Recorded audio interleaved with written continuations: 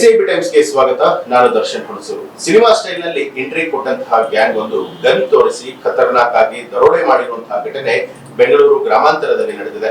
ಮಾದನಾಯಕನಹಳ್ಳಿಯ ಲಕ್ಷ್ಮೀಪುರದಲ್ಲಿ ರಾತ್ರಿ ಈ ಘಟನೆ ನಡೆದಿದ್ದು, ಮೂವರು ದರೋಡೆಕೋರರು ಪದ್ಮಾ ಜ್ಯುವೆಲರಿ ಶಾಪ್ ನಲ್ಲಿ ಗನ್ ತೋರಿಸಿ ಮೂಟೆಯಲ್ಲಿ ಚಿನ್ನಾಭರಣಗಳನ್ನ ಹೊತ್ತೊಯ್ದಿದ್ದಾರೆ. ಕಳ್ಳರ ಕೃತ್ಯ ಸಂಪೂರ್ಣವಾಗಿ ಸಿಸಿಟಿವಿಯಲ್ಲಿ ಸೆರೆಯಾಗಿದೆ. ಓರ್ವ ಬೈಕ್ ಬಳಿ ಇದ್ರೆ ಇನ್ನೊಬ್ಬರಿಂದ ಸಿಬ್ಬಂದಿಗಳಿಗೆ ಗನ್ನನ್ನ ತೋರಿಸಿ ಬೆದರಿಕೆ ಹಾಕಿದ್ದಾರೆ. ಮತ್ತೋರ್ವ ಒಂದು ಚಿನ್ನಾಭರಣಗಳನ್ನ ಚೀಲದಲ್ಲಿ ತುಂಬಿಸಿಕೊಂಡಿದ್ದಾನೆ. ಜಸ್ಟ್ 30 ಸೆಕೆಂಡಿನಲ್ಲಿ 750 ಗ್ರಾಂ ಅದಕ್ಕೂ ಹೆಚ್ಚಿನ ಚಿನ್ನವನ್ನ ಕದ್ದು ಅಲ್ಲಿಂದ ಎಸ್ಕೇಪ್ ಆಗಿದ್ದಾರೆ. ದರೋಡೆಯಾದಂತಹ ಚಿನ್ನದ ಅಂದಾಜು ಮೌಲ್ಯ 55 ರಿಂದ 60 ಲಕ್ಷ ಇರಬಹುದು ಅಂತ ಹೇಳಿ ಅಂದಾಜು ಮಾಡಲಾಗಿದೆ. ಈ ಘಟನೆಯ ಸಂಬಂಧ ಮಾದನಾಯಕನಹಳ್ಳಿ ಪೊಲೀಸ್ ಠಾಣೆಯಲ್ಲಿ ದೂರು ದಾಖಲಾಗಿದೆ.